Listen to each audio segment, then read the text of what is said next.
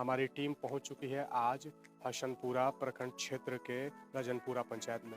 जी हाँ, हमारी टीम लगातार कई क्षेत्रों में पहुंच रही है और वहां पे जनप्रतिनिधियों से बात कर रही है या भावी प्रत्याशियों से बात कर रही है और उनके मुद्दों को जान रही है। इसी क्रम में हम पहुंचे हैं रजनपुरा पंचायत में, जहां पर लगातार 15 सालों से समाज सेवा का कार्य कर चुके तथा 2006 तथा 2011 में मुखिया का चुनाव लड़ चुके समाज सेवी शेखर सिंघवी से खास बातचीत करेंगे तथा जानेंगे कि किन मुद्दों पर वह इस बार चुनाव में उतरने की तैयारी कर रहे हैं। स्वागत है सर आपका हमारे। जी, सबसे पहले तो आप हमारे यहाँ हैं, इसके लिए हम बहुत बहुत आपको भी धन्यवाद देते हैं और आपके चैनल को बधाई देते हैं।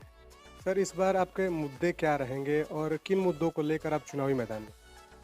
ये पंचायती चुनाव में तो कोई खास मुद्दा नहीं होता है, लेकिन एक मुद्दा ही जरूर है कि सरकार के द्वारा जो भी योजना चलाई जा रही है, यहाँ के जो सबसे निचले स्तर का व्यक्ति है उसके जगह तक पहुँच जाए।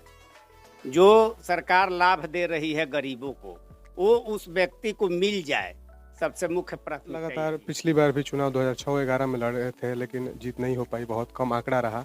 क्या लगता है, क्या कारण मानते हैं कि आपकी जीत नहीं हो पाई और इस बार फिर से तैयारी कर? देखिए, 2006 में हम चुनाव लड़े, 2011 में भी चुनाव लड़े। हमको लगता है कि कुछ हम में कमी होगी, इसलिए यहाँ के जनता तो मालिक होती है, हमको वोट नहीं दी, थोड़ा सा का अंतर रह गया, हम चुनाव हार गए। उसके बावजूद भी हम बने लगभग 2006 से लेकर और आज तक जनता के बीच में हैं। जनता के हर सुख दुख में हम जनता के जहाँ भी हमारे पंचायत के लोगों को हमारी ज़रूरत पड़ती है, एक कॉल लोग करते हैं, हम वहाँ पहुँचते हैं और कोशिश करते हैं कि जो भी उनका सुख दुख है हमारे स्तर से जो निपटारा हो जाए उसको निपटारा करने की कोशिश करते हैं। वर्तमान जो मुखिया है उन्होंने नल जल योजना सहित पंचायत में कितना विकास का कार्य किया है? क्योंकि देखा जा रहा है कि हर जगह नल जल योजना अधूरी है, नीतीश सरकार की योजना फेल है। आपको क्या लगता है इस पंचायत में कितना काम? देखिए, वर्तमान मुखिया हमारे ओम प्रकाश तिवारी जी है, हमारे गार्जियन हैं, पंचायत के एक सम्मानित व्यक्ति है। हमको लगता है कि विकास का अगर कुछ भी काम हुआ है तो उन्हीं के रीजन। हमारा 11 नंबर वार्ड है, 11 नंबर वार्ड में हमको लगता है कि जब से पंचायती राज है, अगर कुछ पंचायती राज के माध्यम से काम हुआ है तो हमारे तिवारी जी के माध्यम से ही हुआ है। इसके पहले आज तक कुछ नहीं हुआ था, चाहे वो रोड का मामला हो, अभी इस मैंने वार्ड में हर घर के सामने मैंने स्वच्छता का काम हुआ है, नल जल वाला भी काम हुआ है, गली का जो ईटीकरण हुआ है, जो भी हुआ है इस 5 साल के रीजन में हुआ है। इसके पहले पंचायती राज से हम लोग के वार्ड में खासकर कोई काम ही नहीं हुआ है।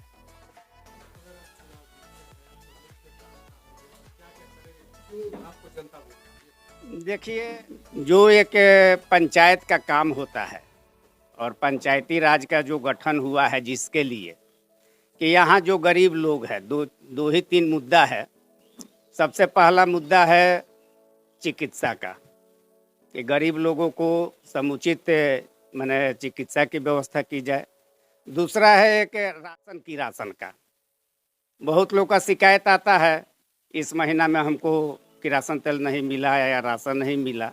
तो कोशिश ये करेंगे कि हर महीना में जो सरकार द्वारा आता है हर गरीब जनता के घर तक पहुँचे।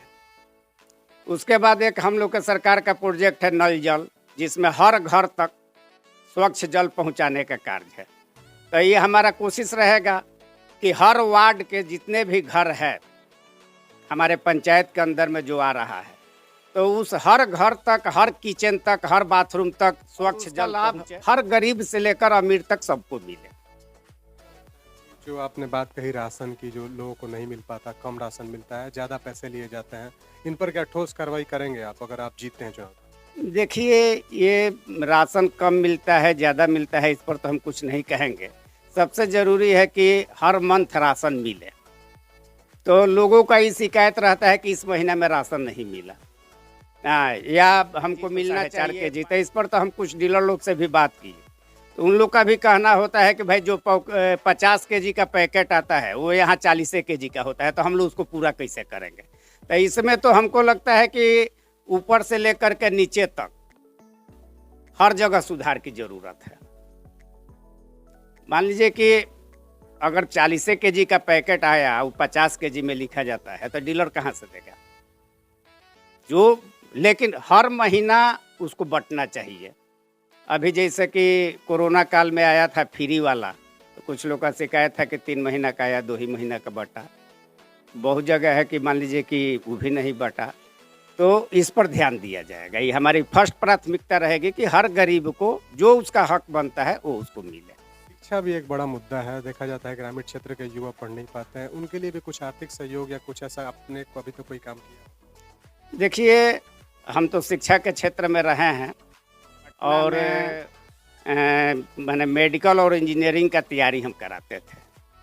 तो हम लोग को ये रहता था कि 10 लड़के वैसे चयनित करते थे हम लोग, जो गरीब घर का है लेकिन पढ़ने में तेज है, तो फ्री ऑफ कॉस्ट उसको अपने यहाँ रख करके खाना खिला करके पढ़ाई का व्यवस्था करते थे। और वैसे लड़के मैंने समझिए कि अपने देश के टॉप जो संस्थान है 1 to 10 में जिसका स्थान है, उसमें वैसे गरीब लड़के हमारे अभी आज बीटेक और एमटेक कर रहे हैं। देखिए, चुनावी मुद्दे हमारे शिक्षा की व्यवस्था को सुदृढ़ करना, चिकित्सा की व्यवस्था को सुदृढ़ करना, नल जल की व्यवस्था सब जगह कराना, गली नाली का जो रास्ता है जो माने ईटीकरण नहीं है उसको ईटीकरण कराना। फिर एक और बहुत बड़ा मुद्दा है इंदिरा आवास का। बहुत से गरीब है जिसको घर नहीं है, तो उन लोग को जो सूची के आधार पर होगा उसको सबको अपना पक्का घर दिलवाना, ये सब प्राथमिकता में रहे। क्या लगता है इस बार जनता आपको चुनेगी? देखिए, जनता है कि हमको क्यों नहीं चुनेगी। जनता एक तरह से हमको चुन ली है। पिछले बार भी हम चुनाव लड़ने वाले थे, लेकिन जनता चूँकि मालिक होती है, जनता का आदेश हुआ कि इस बार आप मत लड़िए, तो हम चुनाव नहीं लड़े। और इस बार जनता का ही आदेश हुआ कि नहीं इस बार आप लड़िए, तो हम लड़ रहे हैं।